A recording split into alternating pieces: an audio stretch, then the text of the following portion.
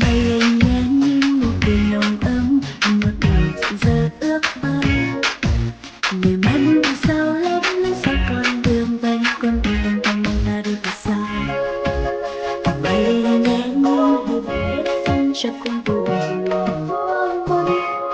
Ta sẽ muốn về nụ cười bằng niềm hân nào, ôm ấp hy vọng về một tương lai sáng tươi.